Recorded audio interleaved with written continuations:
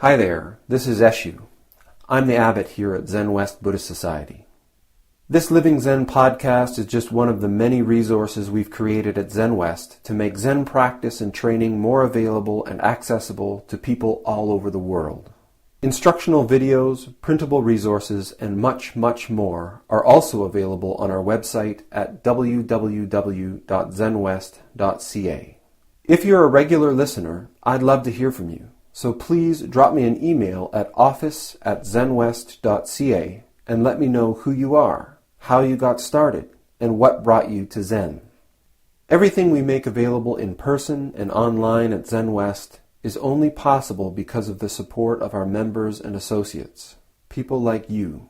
If the efforts of our community are making a difference in your life, I'd like to invite you to show your support and take part in making it happen by becoming an associate or member of the Zenwest Sangha.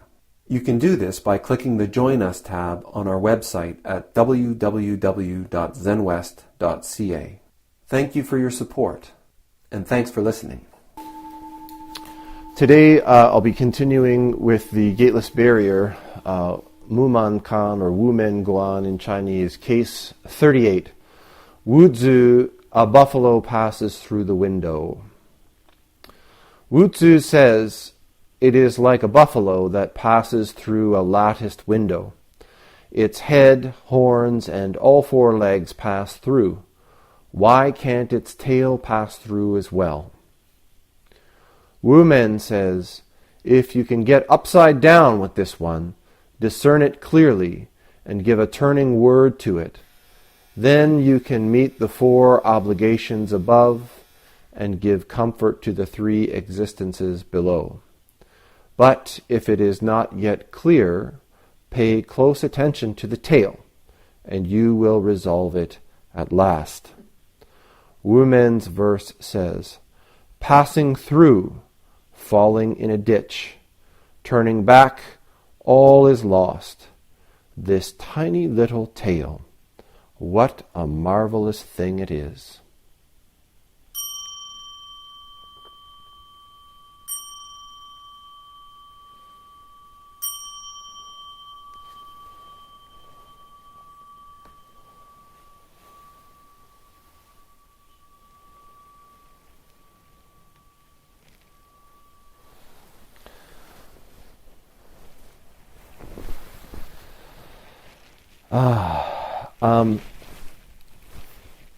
I can't count the number of times where life does what it does, and I come to a sit where it's time to give a talk, and I say, "Oh, I wonder what case it is today." And I open it up and I read the case and I just laugh because it's like Wumen has put a whoopee cushion under my seat or something like this, because it's always this. I say, "Oh, I can't think of a better case to be talking about right now." So this morning I'm, I don't know what, I'm grieving. I'm in a very strange space. Since we moved into this place 11 years ago, we've been living in this beautiful sort of wooded environment, but I've also been very clear that it's a temporary arrangement, not just because we don't own this place, but because this land that is up behind us, there's 160 acres up on Red Flag Mountain, and it's been an area of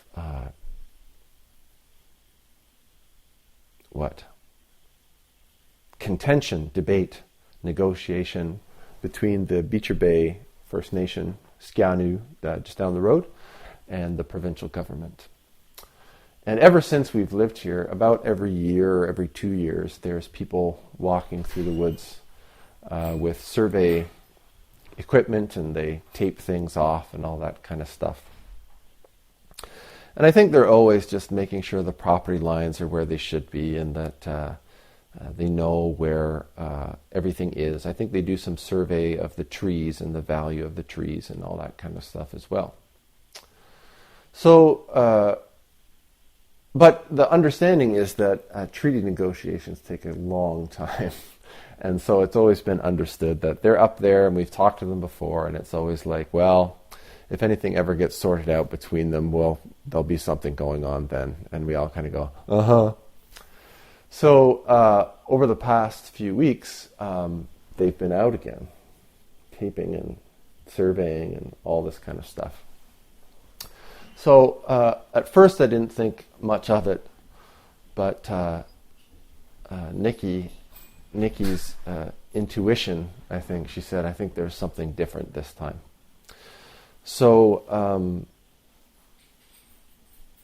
I mentioned it to Tor, the landlord, and said, they're out taping again. And yesterday morning he called me. And first he asked if I could be at a meeting, which I couldn't be at. And so he said, well, do you have time for a phone call this morning? So I said, oh boy. Okay. So the story is that an agreement has been made between the Beecher Bay First Nation and the provincial government, in which the land, the 160 acres of this hill, have been granted use to the Beecher Bay First Nation. But it's not as a reservation. It's a taxable parcel of land. So this puts a pretty significant bill onto the table of the Beecher Bay First Nation. And so one of the ways that they can very quickly generate the revenue to pay the land taxes is by logging 30 to 60% of this hill. And that project is scheduled to start pretty much as soon as possible. The big challenge right now is that there are 4 houses between the public road of Nagel Road and the rite of passage, which is actually our property line right there. So the negotiation between the neighbors is about how that's going to go. It's going to go one way or the other. What the logging company would like is to actually blast a corner of this piece of property of our neighbors so that they can have a straight road up the hill. And they're going to do, I think, 1 kilometer. They're going to go up this hill. The road's going to be 10 meters wide, so it can accommodate full logging trucks. So all of that, especially all of this right beside us, the property line cuts right through the ponds, and basically all of the trees on this side of the property are the road. So that's all gone. So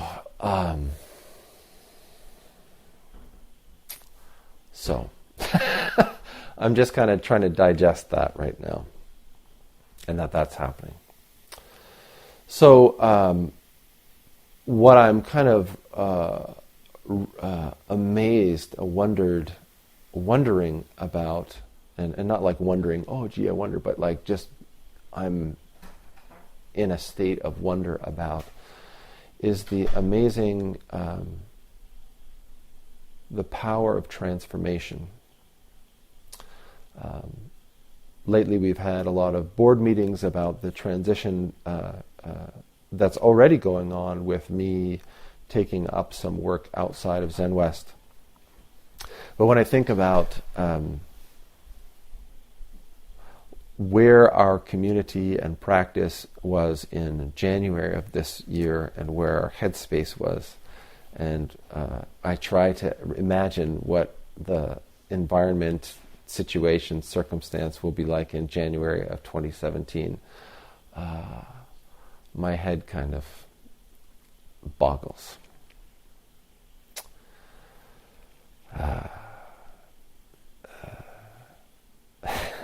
So the case today,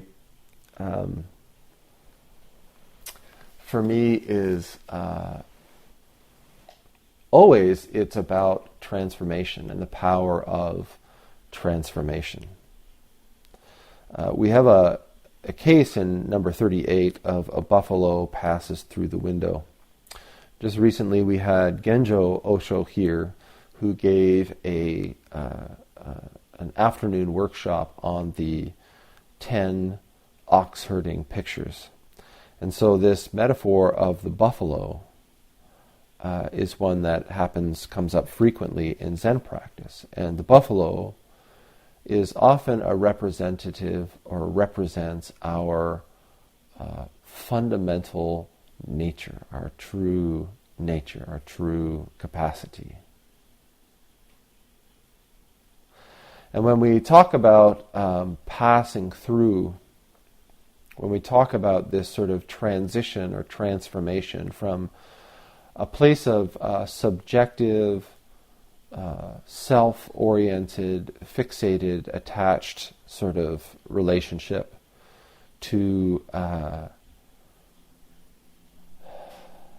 dissolution or unification with the cosmos. We understand, like, if you imagine a buffalo, great buffalo. All of the stories about the ox herding pictures, the little boy looking for the ox, is based on this reality in ancient China of farming with buffaloes. The buffalo was not just a source of milk or meat, or it was also the tractor, and it was also the fertilizer, and it was everything. And so they had these great creatures that were not so domesticated. And so you would herd them, and you would use them to draw plows, and they would fertilize the fields as they worked. And in the evening you would shelter them. But apparently the story is that if you sheltered them, particularly the male buffaloes, you had to shelter them in such a way that they faced a window. They had a window to see. And even when you did that, they would often still break through and escape. And so they started building these like barns that had a window, but then a big ditch on the outside of the window, so that if the buffalo went through the window, it would fall into the ditch and you could gather it and pull it out that way. So these are great animals, huge animals, powerful animals that are the product and the producer and the facilitator of all aspects of this kind of rural farm life. Very powerful, important creatures. And this is the animal that in these ancient stories represents our nature. And as we sit and as we practice together, I think, at least for myself, when I came to practice, I wanted things like enlightenment, and I wanted things like liberation, and I wanted realization and awakening, and all those things. I thought, wouldn't that be great? And as I sat, I would have experiences of dissolution. I would come with a fistful of angst and issues and upset and history and wounded child experiences, and I would struggle with them on the mat in tears and sweat and physical pain. And then there would be moments where all of it dropped away. And I would experience completion, unification, liberation, freedom, like a buffalo passing through a window out of a closed structure, out of a limited environment, the idea of myself, and bursting through into this sort of limitless, boundless, intimately connected environment.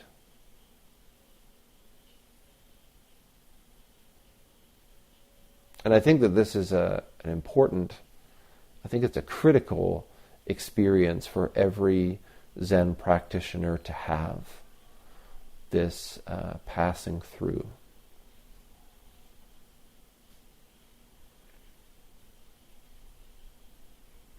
And this can happen not only in the Zendo during an intensive retreat where we're just, going at it hammer and tongs. It can happen in a moment when we're gazing at a sunset, or we're listening to a beautiful piece of music, or we're embracing somebody that we really love and care about. There's this experience of molting or sloughing the fixated I am self and being immersed in something which is much greater. It's not outside of us. It's not separate anymore. We're completely immersed and part of something much more vast and spacious than this I am self.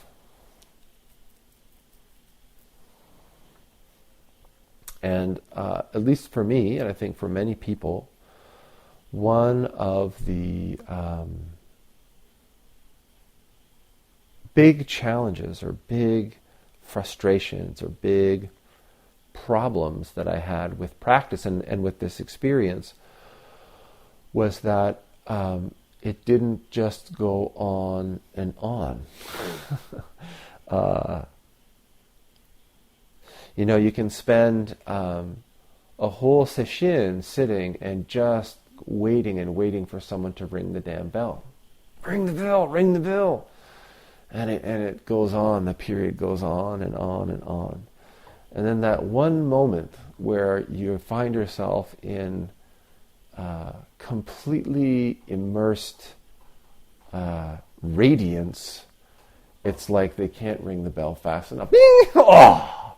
And then we bow and we stand up, and then we can spend a whole bunch of time trying to chase our way or find our way back to that special place, that precious experience that we had. One of my teachers used to say, give a description like this and say, completely subject and object disappears, and we find our way to the manifestation of unconditional love. There is no I, there is no other. Only this experience of unconditional love. But there are no restaurants and there are no toilets, so you can't stay there. And this has always, I think, been a sad truth of the experience of practice. And for me, this is something that this case, Wuzu's buffalo, points to. There's many ways that we can investigate this case. This case is called a nanto koan, or very difficult to pass koan.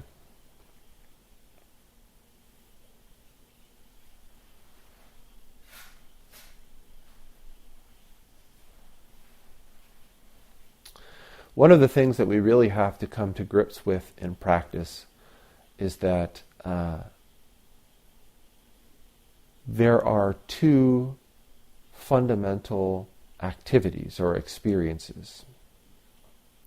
One is this manifestation of dissolution, this aspect of our, what we call reality, which is completely unified, intermingled. Subject and object are one. And in Zen, we place a lot of emphasis on this because generally our attitude and our relationship with others and the world around us is based on the subject, object, self, and other perspective. We walk around bumping into things and interacting with things that are things. They have their own identities in our minds. They're completely separate and unrelated.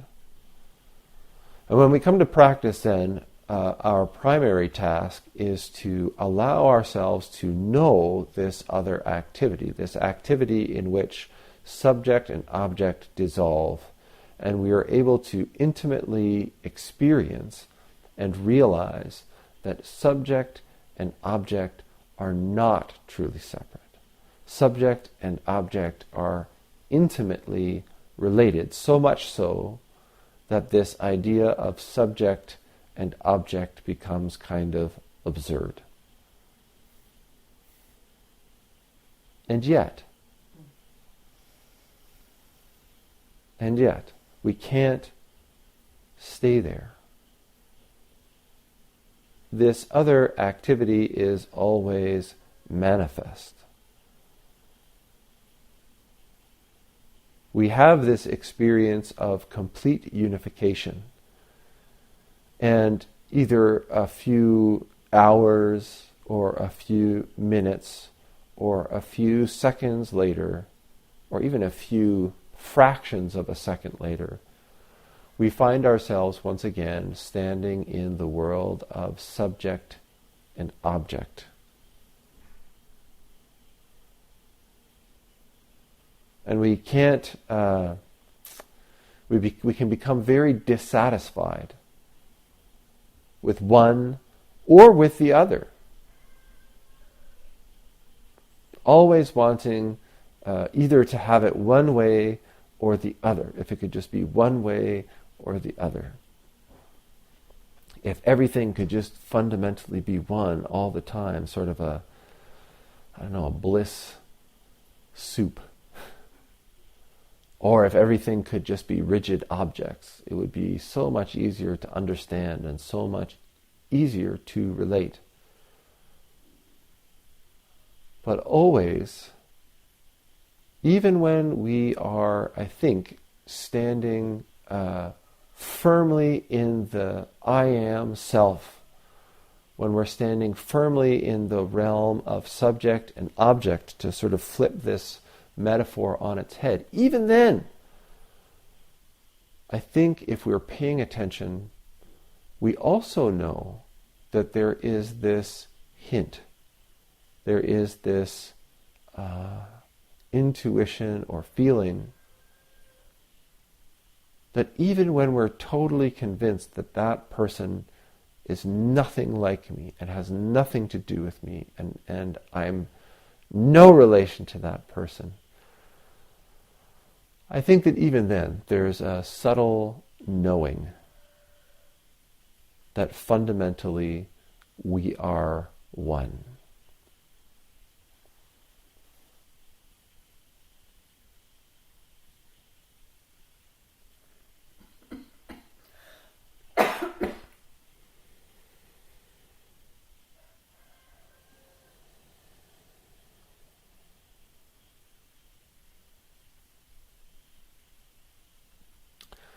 Another way of exploring this case is in our,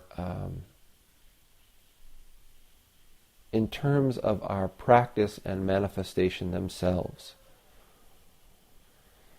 If we understand the manifestation and realization of our true nature as being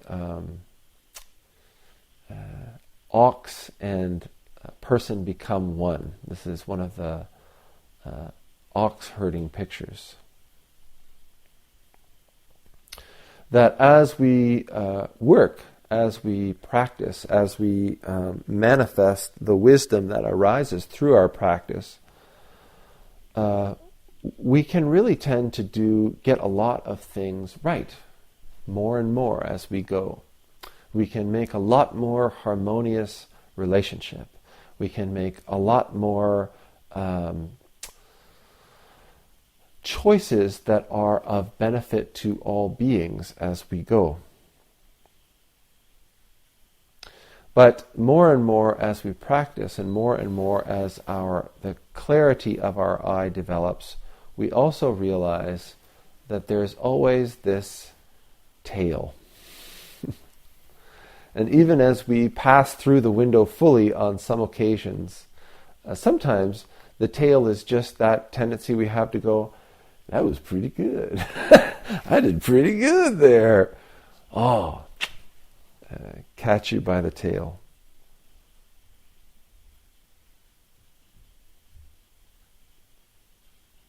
And for me, I know that as I practiced, particularly in the beginning, I would get really frustrated and I would get really upset and down on myself whenever I made mistakes or whenever I showed weakness or whenever I let up a little bit or took a little bit easy on myself.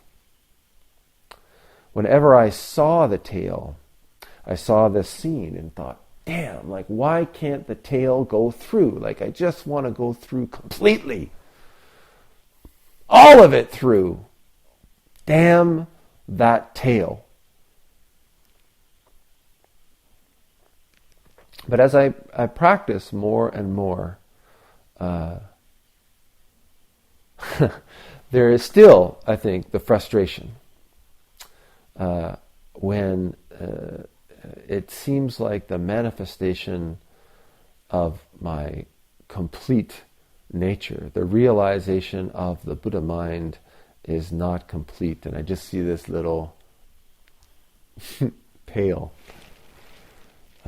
waving. God damn the tail. But then, nowadays, I find that more and more I'm able to turn around and really catch this last bit of Wu Men's verse. The tiny little tail. What a marvelous thing it is. It's this tail that inspires me to practice. It's the tail that, oddly enough, kind of leads. It's the tail that indicates where the work needs to be done.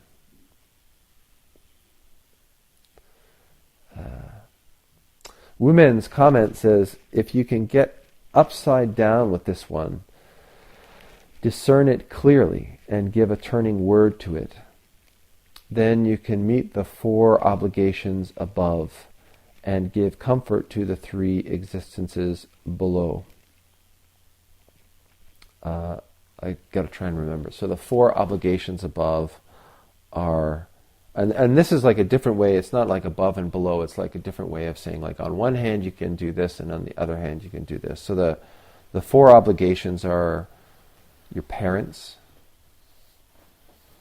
and the sovereign, or so you can say it like your country. All beings, and the 3 jewels. Those are the 4 obligations. And the reason that this is coming from China, remember, where there's this sort of Confucian ethic of filial piety, or like really gratitude for those that have provided you with the circumstance that you're in. Parents, I think, we all have our parents, and it's very easy to be critical. We have a chant where we actually express gratitude to our parents for doing the best that they could. And I think a lot of people really struggle with that because we've all had really negative, well, maybe we haven't all had, but many of us have had really negative experiences at the hands of their parents. Certainly I've felt that way. I also have to say that as I've grown up, and as I've spoken to many people in the context of practice and of working in mental health and addictions, one of the things that I came to realize is that this whole concept of the best that they could is really important. And I used to really be hard on my father for the job that he did of parenting me. He wasn't always around when I needed him. He wasn't always supportive of the things that I did. He didn't always help me when I really felt like I needed help. So I always felt like, what a crap dad he was. But as I grew up and matured and spoke to more and more people and learned more and more about what his life was, how he was parented, I came to realize that this idea of the best that he could was really deeply meaningful, with the skills and the tools and the example and the experience and the conditioning that he had growing up as a child, being parented. It actually completely transformed my perspective of the job that he did, because really it's miraculous. It's miraculous he parented me as well as he did with the experiences that he had. You all know that I can be pretty political when it comes to our country and our government and our policies and all of that kind of stuff. But certainly, I think that it's very important for us to acknowledge that we have to take this in context of what's available in the world. And the reality is that even my least favorite prime minister is better than many rulers to this day in many places around the world. All beings is really recognizing that as we walk, no matter how independent we think we are, no matter how self-sufficient we think we are, all of that's kind of an illusion. We really are completely interdependent with every other thing in this cosmos. The air that we breathe, the ground that we walk on, the food that we eat, there is no independence. And in terms of the Buddha, the Dharma, and the Sangha, at least for, I think, a practitioner, certainly for me, this sort of daily recognition of the support that we receive through this teaching and practice is something that I think all of us should really strive to live up to support, to express gratitude for. This isn't something that we have to, belittle ourselves and toil about, like, oh, I need to really do something in order to repay these 4 obligations. It's not like I need to try and do something, because this is a mindset that leads to greater separation. The reality is what we should be working towards in our practice is to make our life itself the expression of gratitude. Many Zen teachers have said just this, like, don't thank me, don't bring me gifts, don't worship the ground I walk on. Just make your life an expression of awakening. This is the greatest gift, the greatest thank you. So he says, if you can realize this, get upside down with this one. Discern it clearly and give a turning word to it. Then you can meet the 4 obligations above and give comfort to the 3 existences below. And the 3 existences are the realms of desire, the realm of form, and the realm of no form. So this is just a way of saying the essence of this case, this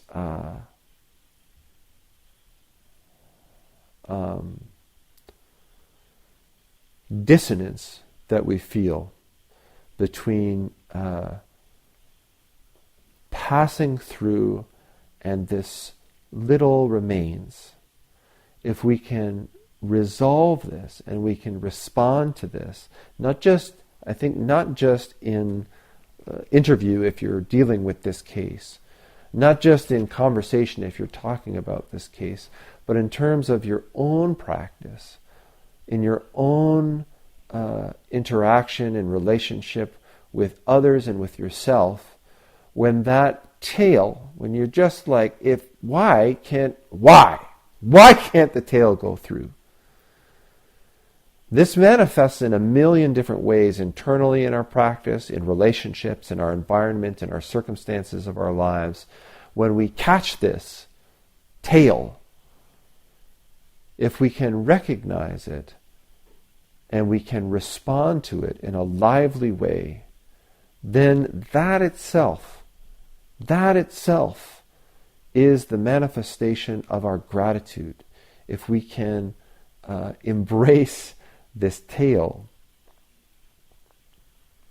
Wumen's verse says, but first he says, but if it is not yet clear. So if everything that I've been saying to you today, you're sort of been going like, I have no idea what Eshu's talking about, then pay close attention to the tail and you will resolve it at last. And the reality is you have no choice now. I've talked about it. And so maybe over the next day or even the next week or month, you're going to notice this tail. Pay attention and don't just dismiss it and don't avoid it. Pay attention to it and it will become clearer. Wumen's verse says, passing through, falling in a ditch. Turning back, all is lost.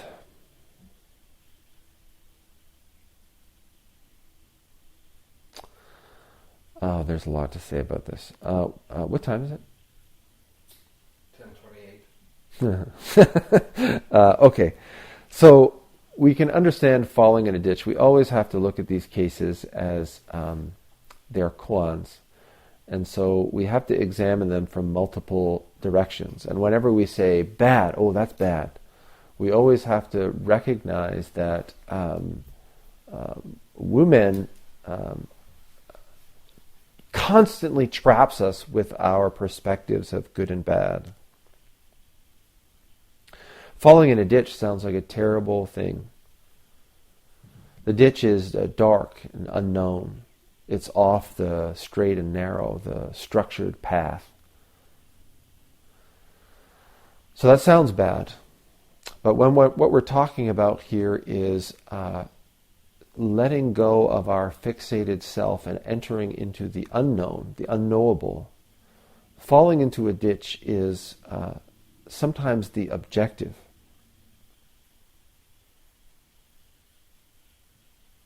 Are we willing to enter into the ditch? Are we willing to pass through the window and fall? Are we willing to let go of the branch and fall off the cliff?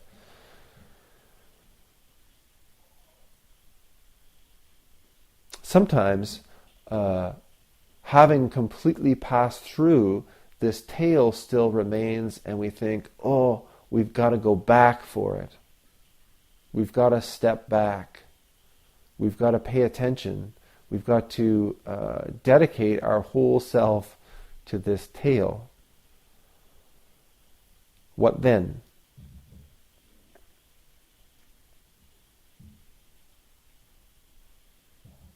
So, all of this great ox and all of this vast world and all of this spaciousness and liberation and everything, all of it comes back to this tiny little tail. And Wumen says, I think rightly, this tiny little tail, what a marvelous thing it is. Thanks for listening to the Living Zen-podcast.